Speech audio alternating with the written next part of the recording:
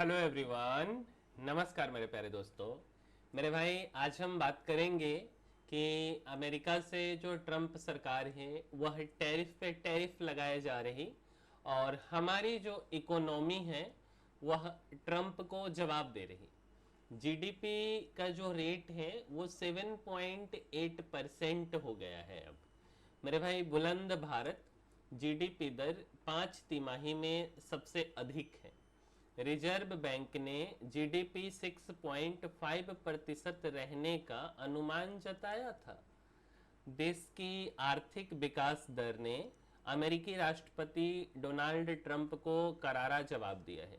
राष्ट्रीय सांख्यिकी कार्यालय एनएसओ ने शुक्रवार को आंकड़े जारी कर बताया कि भारत दुनिया की सबसे तेज बढ़ती अर्थव्यवस्था है और इस वित्त वर्ष की अप्रैल जून की पहली तिमाही में देश की जीडीपी 7.8% की दर से बढ़ी है। यह पिछली 5 तिमाही में सबसे तेज रफ्तार है। इससे पहले जनवरी मार्च 2024 में जीडीपी दर 8.4% रही थी, जबकि पिछले वित्त वर्ष की चौथी तिमाही में यह 7.4% दर्ज की गई थी। खास बात यह है कि ये आंकड़े रिजर्व बैंक के 6.5% के अनुमान से बहुत बेहतर हैं। जीडीपी के ये आंकड़े इसलिए अहम हैं क्योंकि अमेरिकी राष्ट्रपति डोनाल्ड ट्रंप ने हाल में भारत को मृत अर्थव्यवस्था, डेड इकोनॉमी बताया था। इसके बाद अमेरिका ने भारत आयात पर 50% टैरिफ भी लगाया है। मेरे भाई, त्यौहार का सीजन है, जीएसटी में कमी हमें उबार लेंगे। जीडीपी के बेहतर आंकड़े संकेत दे रहे हैं कि दूसरी तिमाही में भी यह ट्रेड जारी रह सकता है। अगले आंकड़े जीएसटी व्यवस्था में बदलाव और त्योहारी डिमांड पर निर्भर करेंगे। इसी महीने यह तय हो जाएगा कि अब जीएसटी के 4 के बजाय 2 ही स्लैब रहेंगे। इससे कंज्यूमर ड्यूरेबल्स सेक्टर डिमांड को बूस्ट करेगा। दूसरी तरफ त्योहारी खरीदारी भी नवरात्र के चलते शुरू हो जाएगी। ऐसे में देश की आर्थिक विकास दर 6.5% से नीचे नहीं आएगी। त्योहारों का सीजन नई डिमांड पैदा करेगा और ट्रंप का 50% टैरिफ भले ही लागू हो, लेकिन त्योहारों में बढ़ी घरेलू खपत एक हद तक इसकी भरपाई कर देगा।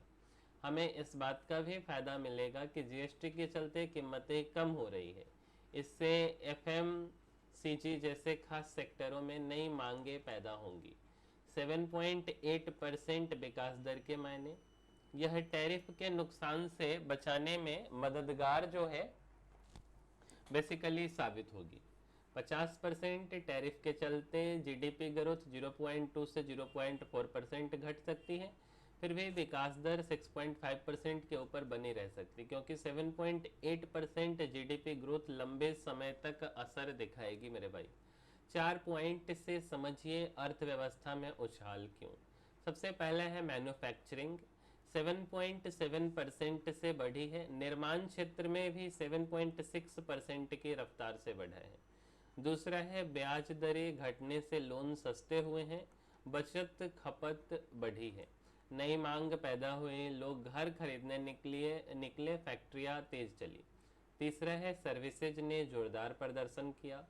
बैंकिंग, फाइनेंस, रियल एस्टेट में 9.5% की वृद्धि। ट्रेड, ट्रांसपोर्ट, हॉस्पिटैलिटी सेक्टर 8.6% की दर से बढ़े हैं। खपत निवेश में 9.1% और 8.3% की वृद्धि।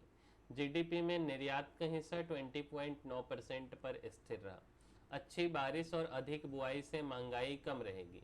बी अनंत नागेश्वरन मुख्य आर्थिक सलाहकार हैं।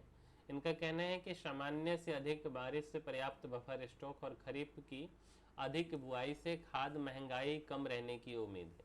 अतिरिक्त टैरिफ लागू रहेगा या नहीं, इस पर कुछ अनिश्चितता है, पर उम्मीद है कि निकट भविष्य में कोई समाधान मिलेगा। उम्मीद करते हैं कि इस वीडियो से हमने जो भी आपको समझाने का कोशिश किया है वह आपको समझ आया होगा। और अगर ऐसा है मेरे भाई, तो इस वीडियो को आपको लाइक करना है और क्या करना है, शेयर करना है, अपने मित्रों को भी बताइए। और साथ साथ क्या करना है, तो हमारे इस चैनल को सब्सक्राइब कर देना है।